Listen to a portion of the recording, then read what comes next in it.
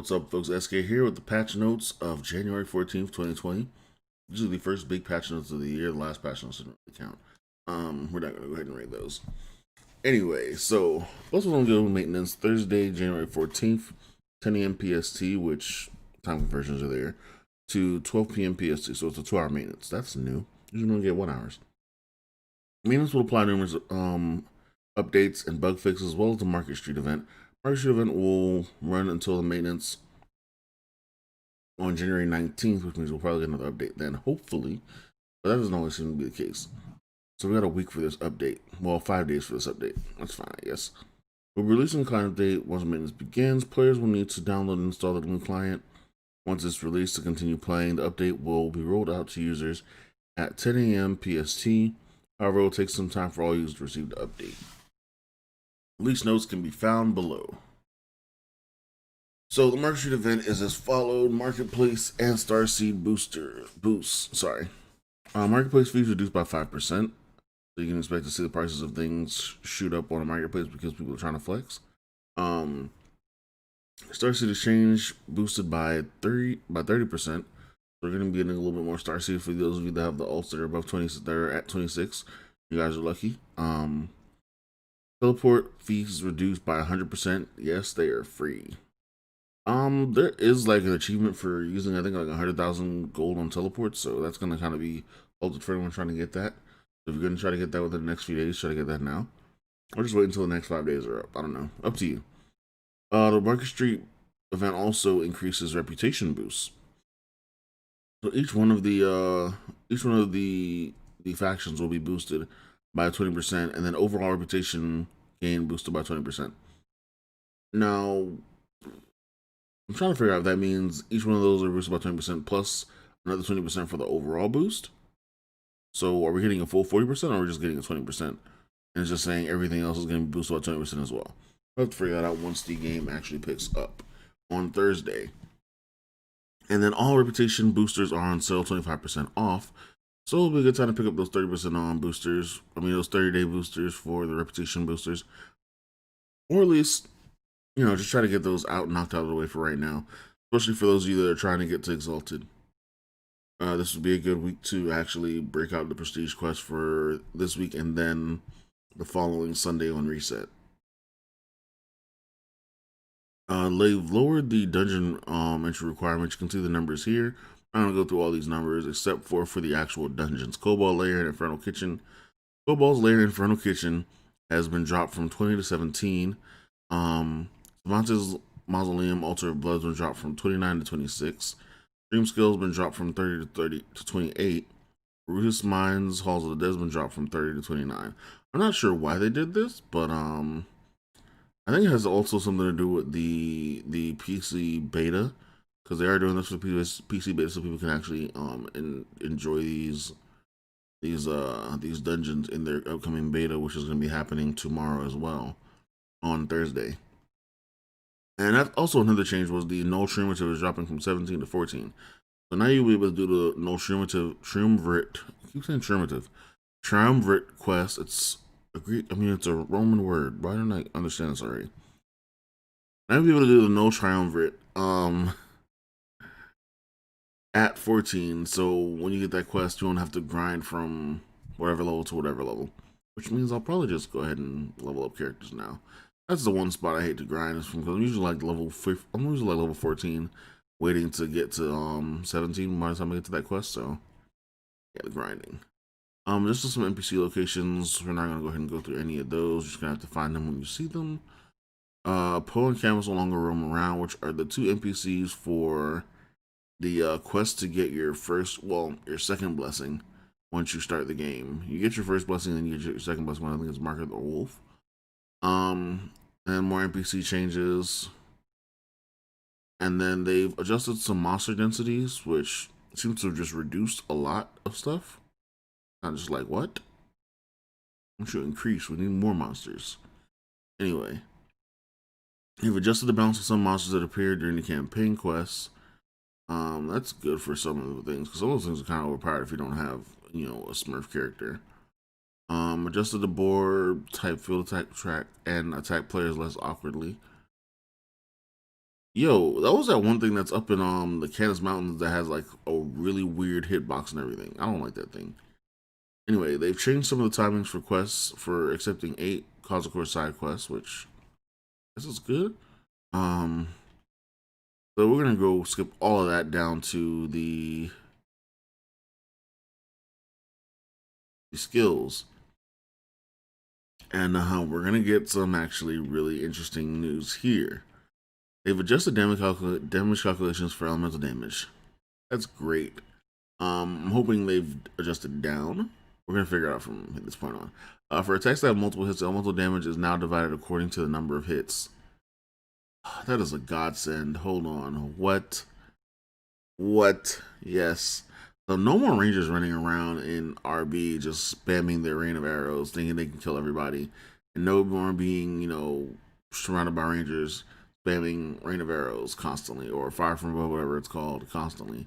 I call it rain of arrows. I'm used to the name rain of arrows. Reduce the amount of damage received from PvP when the attack was made by elemental damage. So they're even reducing the amount of damage even more. Oh my god, they finally made A weapons more useful, because like the only thing that for a berserker like me that made A weapons useful is the fact that my A weapon reduced your defense, which made me hit a lot harder than an elemental weapon regardless. But now with this just makes A weapons back on top for pretty much every class. Fix the bug where effects reduce the amount of damage received while charging skills were not applied. Huh? Fix the bug where the effects that reduce the amount of damage received while charging skills are not applied. I've never seen that happen. Then again, the only charging skill I have is Earthbreaker, and I'm pretty sure my damage reduction happens every time. Fixing an issue where priests with Centurion's Command Blessing and the duration increase skill, their elemental damage was not being applied properly to Blizzard. Those are two things I don't understand right there. I'm reading that and I'm not understanding what that means. I'm gonna have to go look at the skills myself once I get in game. Fix an issue where if a player is hit by a powerful skill such as Meteor or Blaze of Justice while under the effective protective shield, the effect of the shield would not be calculated correctly. I never seen that happen. I'll just get flattened out by Meteor. Adjust the protective shield gained from Crusaders and Mage Blessings to use the same calculations as the pre-shield. Might be good. Not sure. Is that a nerf? Is that a buff? I don't know. Fix an issue where Ranger's skill fire from above visual effect from being repeated. Thank you. Because that thing being stuck on the screen forever was kind of annoying, especially after Bone Dragons, which people still do just to troll these days. Fix an issue where Ranger's blind executioner's skill fire from above visual effects not being shown while upgraded and while an item that increased the skill's range was equipped. So I guess there was a bug that whenever you use I think it's a pair of pants that might have increased. No, it's not pants. The pants increased on an arrow. There's an item that increases the range of the thing by like 1 meter or 2 meters or something like that. But yeah, I think that's what that is pertaining to. Fix an issue of additional increment texts being incorrectly displayed for priest and mage class after class passive skill has been fully upgraded. I'm not sure about that either. Fixed an issue where mage passive skill mana buffer is fully upgraded. Additional option text was incorrectly being displayed. Change to when berserkers in rage mode and attacked by another class, they will not be knocked down. This should have been like this in the beginning. Like, we have no benefits to rage except for the fact that we can't be knocked down on some easy skills. And now they changed it so that we can't be knocked down by any skill? I'm 100% okay with that. That is a needed fix. Fix an issue with Blood Leech ability and the Union Brotherhood skill. I don't know what was going on with Blood Leech, but I'll go ahead and check that out. I know I felt like it healed a lot less than it should. Maybe there was something else with the healing, or maybe they just fixed the healing. I'm not sure. I'll go check it out once I get in game, like I said. Fix an issue where mage class combo will allow player to go through the final boss gate of Cobalt Lair Infernal Kitchen. What?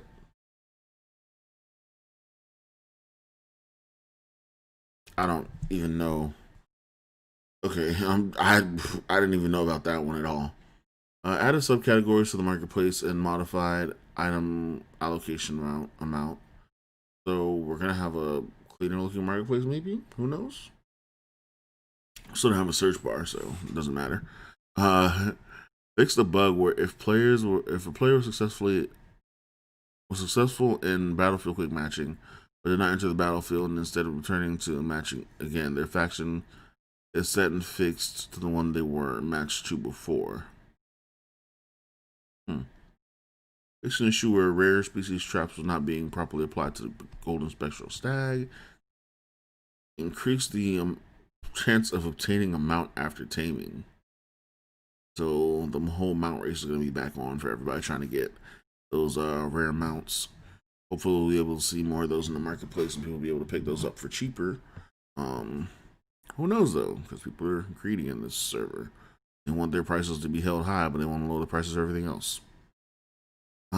Change the max stackable amount of mole cricket sap from 10 to 100. That is the biggest change. We needed that. Mole cricket sap. Thank you. Thank you. I just need to be able to stack my mole cricket sap so high. No one needs that.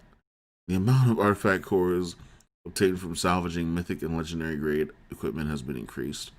I never salvage mythic and legendary grade, so it's like doesn't really matter. Once the increase is like really nominal, then I'll probably go ahead and bump everything up to legendary before I salvage it. But if it's not like a really big difference, I'm not gonna waste my time doing that. Damaged equipment no longer has any stat penalty, however, it must be repaired in order to enhance again. This is people that cry about, oh, my weapon's broken, I can't go run a dungeon.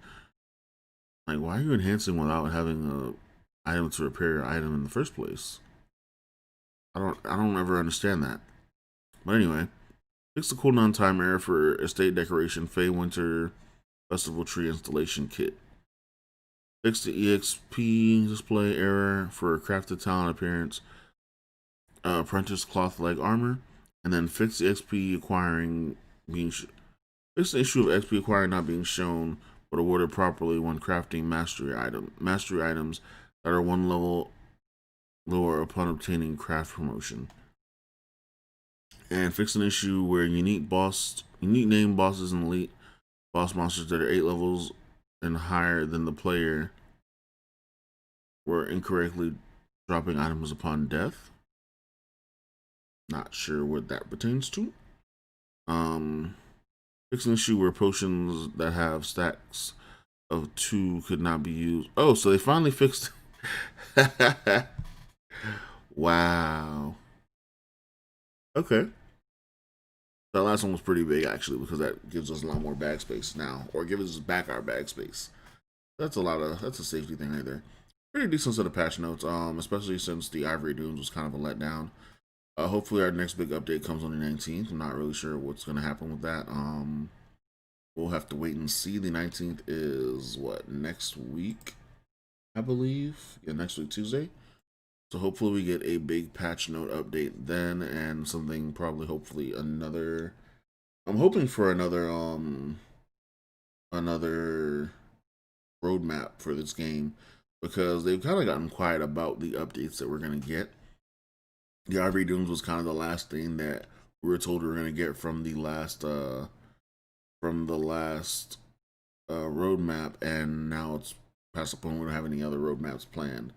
So maybe we'll get another update. Maybe we'll have to wait until PC drops to find out what's going on. Who knows? But tune in here, and I will have more information as I get it. Thank you guys for watching, and peace.